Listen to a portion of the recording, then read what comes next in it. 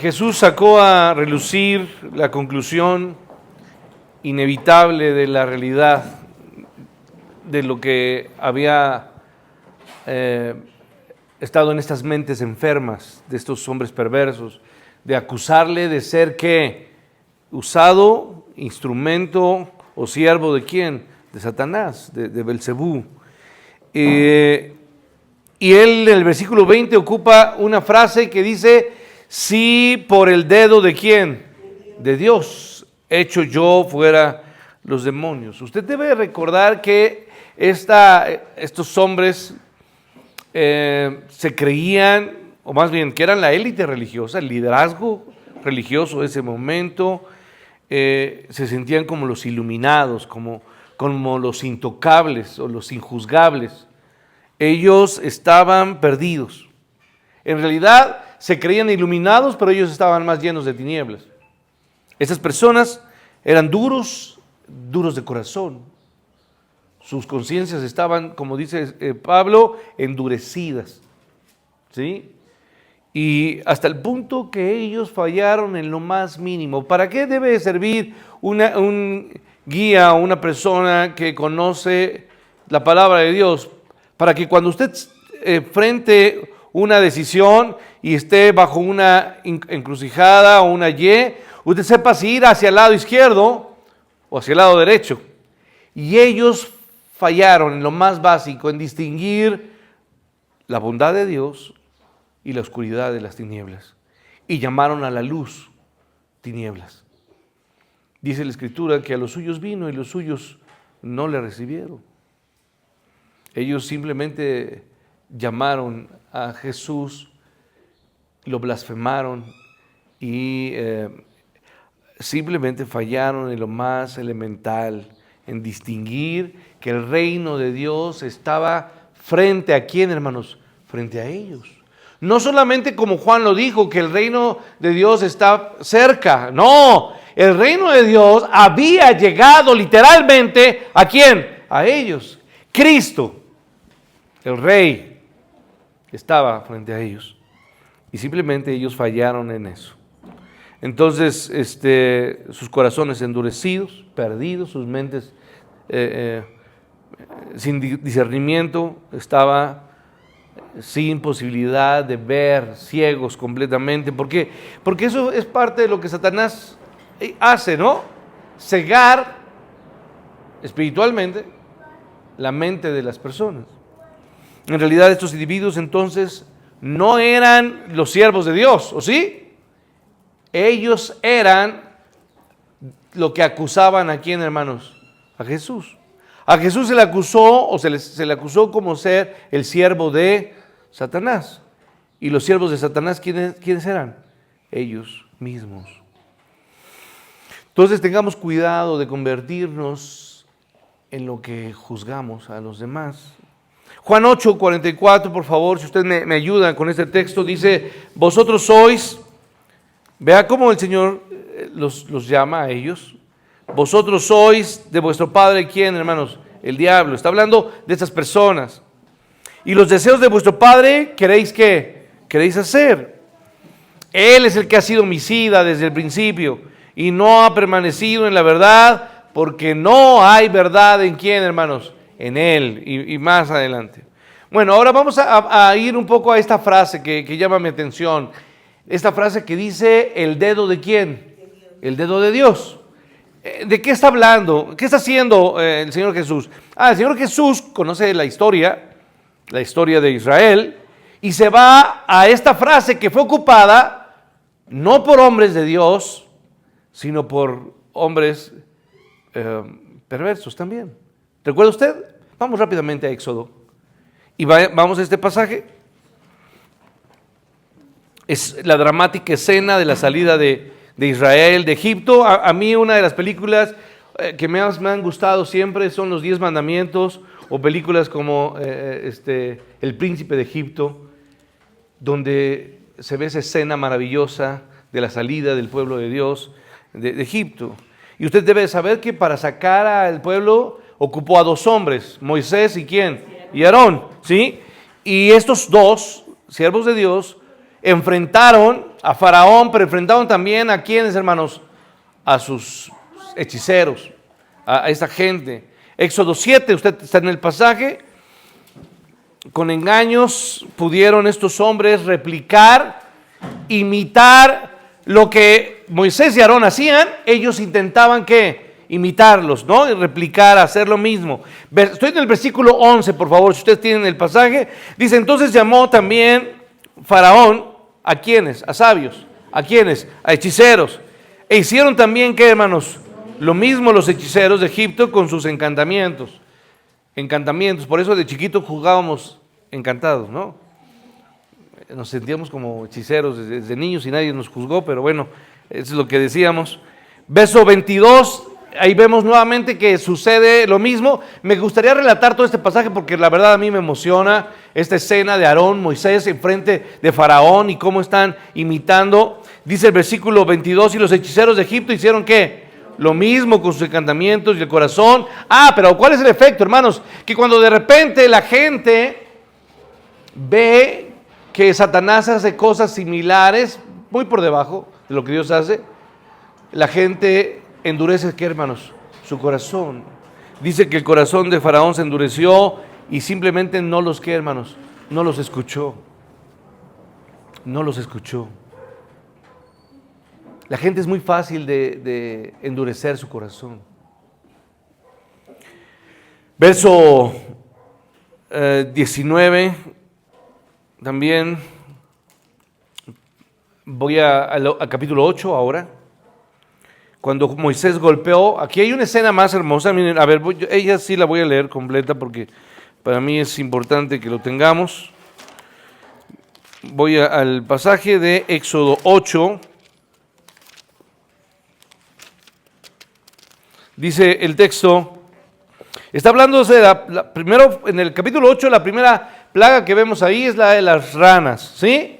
Y ahora vemos, dice el versículo 16, estoy en el 16, entonces Jehová dijo a Moisés, di a Aarón, extiende tu vara y golpea ¿qué? Golpea el polvo de la tierra para que se vuelvan mosquitos todo el país de ¿qué? De Egipto. Y ellos lo hicieron así, y Aarón extiende su, quiero que lo vean, extiende su vara y ¿qué hace? Golpea. ¿Había piso, hermanos? ¿Había alfombra ahí? No había polvo, era tierra, ¿sí? Y al golpear, ¿qué hace, hermanos? El polvo se levanta. Pero cuando se levanta el polvo, se convierte todo el polvo ¿en qué? En moscos, en piojos. Bueno, se ocupan versiones de piojos y moscos, pero son insectos, ¿sí? A lo mejor a algunos les gustan más los moscos que los piojos, ¿verdad? Porque los piojos sí, como que... Sí, no nos gusta mucho. Pero bueno, dice que extendió su mano, el cual se volvió mosquitos o piojos, así en los hombres como en las bestias. Todo el polvo de la tierra se lo volvió en piojos en todo el país de ¿qué, hermanos? Todos los animales se llenaron. Era una escena, hermanos, como impresionante. Ya me imagino a todo el mundo. ¿Cómo estaba todo el mundo? Pues rascándose. Así como el pobre perro que está todo el tiempo así, rasque y rasque. Pues así estaban todos. El polvo completo de toda la tierra invadió animales, a personas, a niños, a todos los egipcios. Era, hermanos, algo impresionante. Y desesperante, porque yo no sé si usted se desespera, yo de repente tengo comezón en la espalda y me empiezo a rascar con la pared o con lo que puedo. Esto era impresionante. Y los hechiceros, ¿qué hicieron, hermanos? Hicieron así también para sacar los piojos con sus encantamientos, verso 18. ¿Pero qué, hermanos? Pero no pudieron. Y hubo piojos tanto sobre los hombres como sobre las bestias. El verso 19. Entonces los hechiceros dijeron a Faraón, este es, ¿qué, hermanos? El dedo de Dios. A ver, ya, ahora regresamos a Mateo. A Lucas, perdón. Entonces, hermanos, esta es la frase que recuerda al Señor Jesús a estas personas. Les hace pensar en aquella escena. Porque obviamente estas personas conocían la ley o no conocían la ley. ¿Conocían esa escena o no la conocían? Los propios hechiceros tuvieron que reconocer delante de Faraón que esto no podían hacer ellos nada contra eso. Era la mano directamente, el poder de Dios. Y contra la mano, contra el poder de Dios, contra los designios de Dios, nadie se puede oponer. Nada. Ni el hombre más necio y duro. Entonces, me gustaría ir a un pasaje más. Termino con Éxodo 31, por favor. Esta escena, obvio. Éxodo 31. Una vez más se menciona esta frase. Si usted lo tiene ahí en el verso 18, nos dice, esta es la escena donde Moisés sube al monte de Sinaí. ¿Y qué le da a Dios a Moisés? ¿Qué le da? Las tablas, ¿no? ¿Los 10 qué? Los 10 mandamientos cuando subió al monte. Bueno, y nos dice el texto. Y dio a Moisés, me va siguiendo con su vista, ¿sí? Capítulo 31, versículo 18. Cuando acabó de hablar con él en el monte Sinaí, 2 tablas de testimonio, tablas de piedra, escritas ¿con qué, hermanos? Con el dedo de Dios. Bueno, ahora sí, regresamos al pasaje. El Señor Jesús, después de haber dicho esto, ofrece una analogía, un ejemplo muy sencillo para ellos, para reforzar la verdad de que Jesús tenía el poder verdaderamente de Dios y no era el poder de ¿quién, hermanos? De Satanás. Él quiere dejar muy en claro y pintar muy claramente la línea tan separada que hay entre el obrar de Jesús como el Hijo verdaderamente de Dios y cómo ellos lo habían falseado, cómo habían ellos errado en decirle o en llamarle Satanás al propio Señor Jesús. Bueno, nos dice el texto. Verso 21, por favor, dice la Escritura, cuando el hombre fuerte armado guarda su palacio. ¿De quién está hablando? ¿De Dios o de Satanás? No, de Dios. No, el hombre fuerte es Satanás, que está gobernando, es el príncipe, ¿qué, hermanos? De este mundo. ¿Es un ser poderoso? Sí, es un ser poderoso. No podemos nadie de nosotros decir que Satanás no tiene poder. No tiene poder comparado con el poder de Dios, pero tiene poder, ¿sí? Es un hombre armado. ¿Tiene armas o no tiene armas? Muchas armas. Rápidamente a una persona, a usted, a su familia, cuando usted está adorando a Dios, cuando las cosas van saliendo bien, Satanás rápidamente manda cosas para hacernos, ¿qué, hermanos? Caer. Y muchas veces caemos o no. Sí. Caemos. Cuando todo va bien, cuando las cosas han salido mejor y hemos hecho un esfuerzo por mejorar y hay armonía en nuestra vida o en nuestra familia y hemos tenido quizá un buen día y de repente Satanás nos hace tropezar. Y todo lo que veamos avanzado, de repente, ¿qué, hermanos? Se viene abajo. Y muchas veces lo hace o no, hermanos. Lo logra. Como iglesia empezamos a crecer y a florecer en ciertas cosas y de repente hemos dejado, ¿qué? De hacerlas. ¿Satanás ha ocupado armas en contra de nosotros o no, hermanos? Sí. Muchas cosas. Tiene demasiadas armas, artimañas que nos hacen tropezar y caer y que comienzan a dividirnos como familia, como iglesia, como matrimonio. Todo, Satanás tiene muchas armas para hacernos tropezar. ¿Sí? Entonces, este hombre armado es Satanás. Es un hombre fuerte, armado, guarda su palacio y mantiene, dice ahí, en paz lo que posee. ¿Qué posee Satanás, hermanos? A ver, ¿qué posee Satanás, hermanos? Joyas, dinero. No, hermanos, lo precioso de Satanás que guarda son ¿quiénes? Nosotros, las almas, hermanos. Satanás vino a robar, a hurtar, a destruir. Nosotros, antes de ser tomados por Dios, éramos posesión de ¿quién, hermanos? De Satanás. Poseídos por él, en todo sentido. ¿Le seguíamos, sí o no, hermanos? Francamente, en todo. Nosotros estábamos totalmente bajo su cuidado y él nos tenía esclavizados. Ese es el hombre fuerte que tiene guardado su palacio y está en paz todo lo que posee. Pero, ¿qué sucede, hermanos? Bueno, el texto nos dice en el versículo 22 que Jesús, ¿quién es? Pues Él es más fuerte, más fuerte, más fuerte que ¿quién? Que el otro hombre. Fuerte que Él. ¿Y qué hace? Lo ataca, ¿no? Aguijón dice que Satanás hirió a la simiente de Eva, ¿en dónde? En el calcañar, Satanás. Pero Jesús, la simiente de ella, lo heriría a esa serpiente, ¿en dónde? En la cabeza. Entonces Jesús, que es más fuerte que él, lo ataca. ¿Y qué hace? Lo vence, dice el texto. Y no solamente lo vence, sino que le quita, ¿qué, hermanos? Todas sus armas. ¿Qué le quita, hermanos? Lo arrebató. Nosotros fuimos arrebatados de las manos de Satanás y ahora estamos en las manos de Dios. Míos son y nadie las arrebatará de su mano. Estábamos en las manos de Satanás. Él nos tenía esclavizados, atados, hermanos. Pero nuestro Dios bajó y vino aquí y lo venció y venció a la muerte. Él es el que vence la muerte. Jesús, lo he dicho muchas veces, es la muerte de la muerte. Y Él arrebató todas las almas que Satanás tenía. Y ahora, dice la Escritura ya en Colosenses, hemos sido trasladados al reino de su amado, ¿qué, hermanos? Hijo. ¿Amén? Así dice el texto en Colosenses. Bueno, entonces, hermanos, otro más fuerte que él, le quita todas sus armas, en que confiaba y reparte el botín.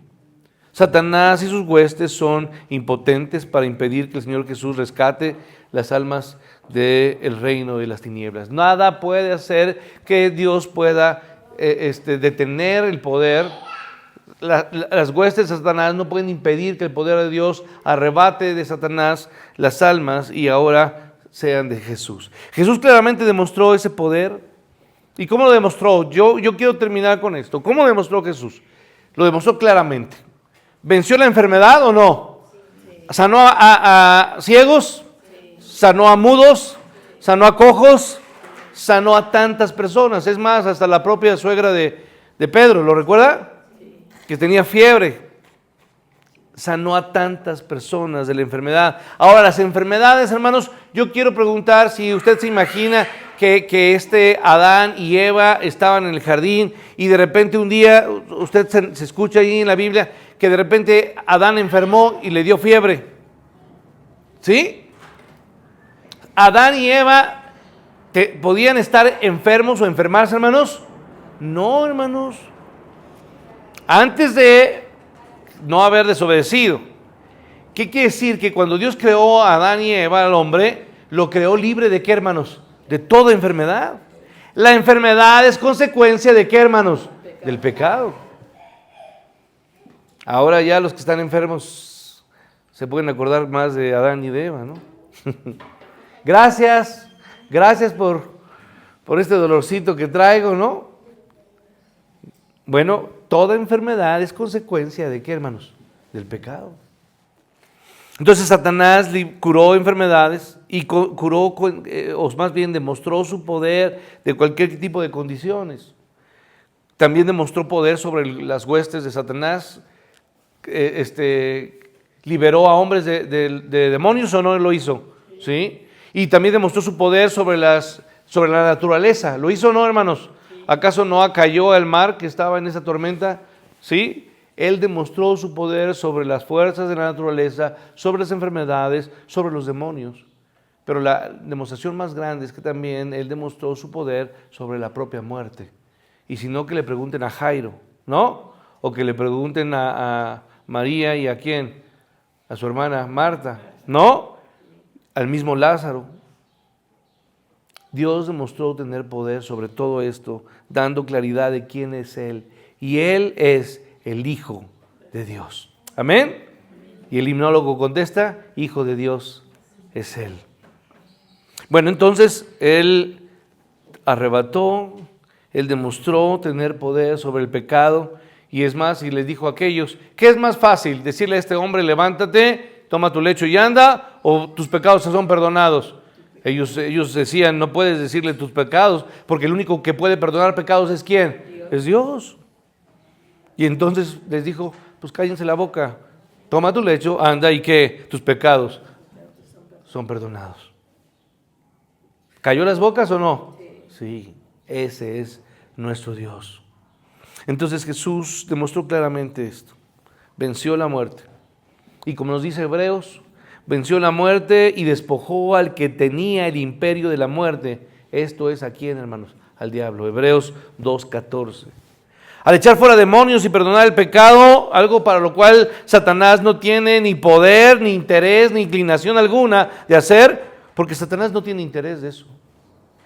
Pero Dios tenía poder para echar fuera demonios y perdonar pecados, y por consiguiente podía llevar a los pecadores perdidos al reino de su amado Hijo, como lo dice Colosenses 1:13, por favor, rápidamente, si me sigue, el cual ha librado de la potestad de las tinieblas y trasladado al reino de su amado Hijo, en quien tenemos redención por su sangre, el perdón de pecados. Entonces, hermanos, Jesús concluyó una poderosa y definitiva apelación. Dice el verso 23, por favor, lo leen juntos, léanlo conmigo, verso 23 de Lucas 11. El que no es conmigo, ¿qué? Contra mí es, y el que conmigo no recoge, desparrama. Ahora, hermanos, entonces, recuerde, toda persona en el mundo cae en dos categorías, todas las personas. O eres de Cristo, o estás, no solamente, o no eres de Cristo, no. O eres de Cristo o estás contra Cristo. O sea, no hay de que, yo no le, no. O le adoras y te humillas a Él, o le desprecias y lo desechas como Dios y Señor. O le dices, tú eres mi Rey soberano, o simplemente tú le dices, maldito eres, porque nunca te voy a hacer caso. Voy a despreciarte, porque sabiendo quién eres, simplemente te rechazo. No hay opción, hermanos. La indiferencia, ¿duele o no duele, hermanos? La indiferencia no solamente duele, cala, lastima, humilla. Y cuando usted es indiferente y cuando dice, no voy a ir a dar gracias, voy a hacer de mi vida lo que yo quiera hacer. El domingo no es para ti. Estos diezmos y mis ofrendas no son tuyos. Malditos son porque me robaron. ¿No? Porque te di 6 días para trabajar y te pedí que tan solo estuvieras un día en mi casa. Y no lo hiciste. Entonces, hermanos, la palabra de Dios me dice, el que es conmigo, o eres contra mí, o eres mío, o eres contra mí. Entonces, toda persona está aquí, no hay espectadores, hermanos. Todos estamos en un campo, o pertenecemos a este equipo o a este. No hay nadie en gradas, no, hermanos. A la luz de la irracionalidad y de la hipocresía de estos hombres, Jesús los retó a que replantearan su conclusión. Les dijo, ok, a ver, ya he hablado y ya les he dicho las cosas. ¿Qué vas a hacer? ¿Qué vas a hacer? ¿Cuál va a ser tu decisión? Y los enfrenta, porque Dios no habla solamente para que usted escuche, hermanos, y usted diga, bueno, voy a escucharlo. No, Dios siempre te confronta. ¿Qué vas a hacer? El relato completo de la evidencia en los evangelios, inspirados por el Espíritu Santo en cuanto a Jesús, que era el Hijo de Dios y el Mesías, es más concluyente incluso a la experiencia de aquellas personas que vivieron en ese momento. Aquellas personas pudieron ver alguna parte de Jesús, pero ahora usted y yo, los que tenemos la Biblia, hermanos, ¿podemos saber algo de Jesús? No, hermanos, podemos conocer ¿qué? Mucho acerca de Él. Cómo vivió, lo que hizo, lo que habló, los milagros que hizo. Podemos conocer lo que está escrito en Lucas, en Mateo, en Marcos, en Hechos. Hay mucha evidencia clara de quién es Jesús. Entonces usted no puede escapar a ese cuestionamiento. Rechazar la irrefutable evidencia de que Jesús o es el Dios encarnado, el Hijo de Dios, hermanos, o simplemente Jesús, entonces es el engañador más grande, el blasfemo, el que debe de ser maldecido por toda la humanidad. O maldices a Jesús o te humillas ante Él. No puedes hacer otra cosa. Ayer fíjese que veía una película que causó un poco me llamó mi atención. Por una parte está Sigmund Freud y por otra parte está C.S. Lewis. Esto es está basado en un libro, en una obra de teatro. Nunca se sabe si ellos dos platicaron. Pero está basado en una plática donde Freud expone lo absurdo que es la existencia de Jesús y de Dios. Y por otro lado está C.S. Lewis, que simplemente expone la evidencia y realidad de Jesús. Y usted y yo estamos aquí unos y aquí otros. No hay otra manera. Es importante que usted resuelva algo de su vida. Y permanecer en la indiferencia, que quizá es lo más cómodo para muchos. Usted va a seguir así, pero lo que usted no ha entendido, hermanos, es que usted, al ser indiferente, está todos los días y a cada momento rechazando la verdad y la belleza y la majestad de ¿quién? De Cristo. Entonces, rechazar esa irrefutable evidencia con relación a Él, no seguirlo, ser indiferente a su persona, a sus palabras, es igual que cambiarlo e ir tras cualquier bufón, maestro, tendencia, ideología, religión, secta. Es lo mismo, hermanos. Es lo mismo o ser un mormón, un testigo de Jehová, o ser un cristiano, un pseudo cristiano, una persona que va a una iglesia, pero simplemente su vida es blasfema delante de la persona de Cristo. Entonces, hermanos, lo que yo quiero terminar es que hay esperanza para quienes están con Él. Hay esperanza. Si usted, hermano, no ha tomado su vida, o más bien no ha puesto en las manos de Dios su vida, y usted sigue luchando con tantas cosas, pero no ha puesto su vida y su corazón a Dios, yo quiero decirle que lo tiene que hacer. Hágalo ya. Ponga su confianza y su esperanza en ¿quién, hermanos? En Dios.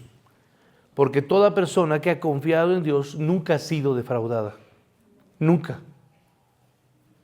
Nadie que ha puesto su fe en Dios ha sido defraudado.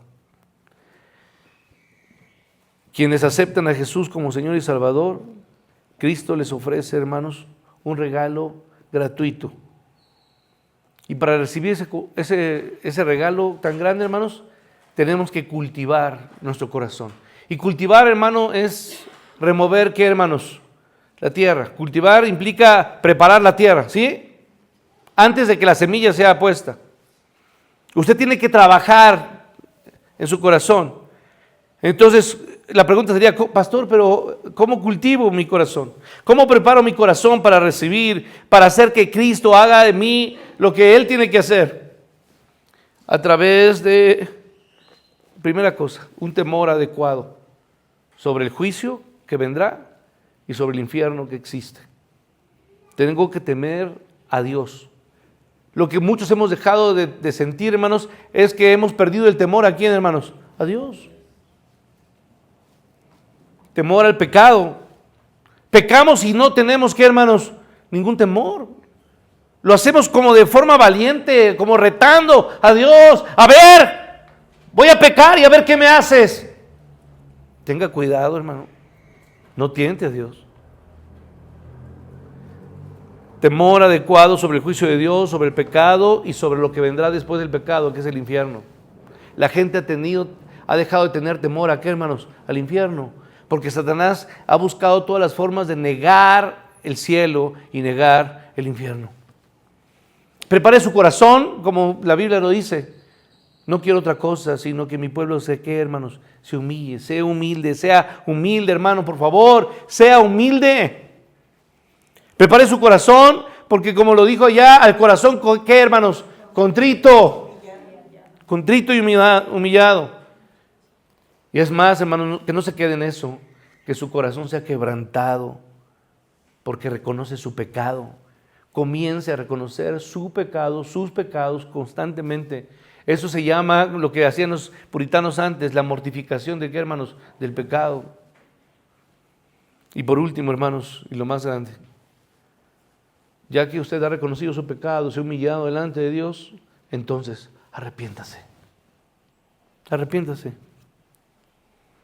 A esas personas es a las que Dios dirige esas palabras maravillosas que usted recuerda en Mateo 11, 28.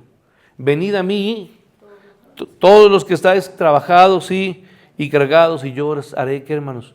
Descansar.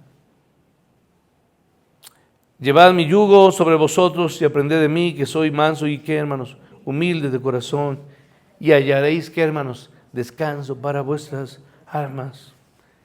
Hermanos, ¿necesitamos descansar o no, hermanos? Descansar de su fastidio, de su enojo, de sus palabras. ¿No quiere usted descansar de esa persona que es cuando es insoportable? ¿Quién es insoportable aquí, hermanos? Yo soy uno de ellos. Yo no me soporto. Hermanos, porque mi yugo es fácil y ligera mi carga. Pero hay algo con lo que yo quiero terminar. Fíjese que muchas personas creen que el Señor Jesús, estas palabras que son hermosas, las dijo de suyo propio. Indirectamente sí, porque la palabra de Dios fue escrita también por Él. Pero hay un pasaje más que llama mi atención, con el que quiero terminar. Jeremías 6, por favor. Cuando lo tenga, le invito a que se ponga sobre sus pies. Fue el profeta Jeremías quien dijo algo aquí que llevó a Jesús a repetir las palabras de Mateo 11. 16, por favor. 6:16. Cuando lo tenga, póngase de pie. Dice así la Escritura. Así dijo Jehová: paraos en los caminos y mirad y preguntad por las sendas, ¿qué, hermanos? Antiguas, cuál sea el buen camino, y andad por él. Hermanos, hoy es tiempo de decir: ¿dónde está la senda antigua? ¿Dónde está el camino antiguo, hermanos? El camino antiguo tiene un nombre y se llama, ¿qué, hermanos? Jesús. Él es la senda antigua. Él es el buen camino para usted, para su vida, para los suyos, para sus hijos, para sus nietos. Él es la senda antigua. Y dice: andad por él, y entonces lea conmigo: y hallaréis descanso para vuestra alma. ¿Sí? Hallaréis descanso para vuestra alma. Sin embargo, el pasaje tristemente no acaba allí. Aquí están las dos categorías. Unos decidirán ir al camino, a la senda antigua, y hallar el descanso para su vida. ¿Sí? El descanso eterno, la paz eterna que solamente Dios da. Pero otros, dice así la Escritura, ¿cómo termina diciendo el texto? Mas dijeron: no andaremos, no me importa, me vale, no quiero, no lo voy a hacer. Tienes que decidir algo, hazlo ya. Dios te bendiga.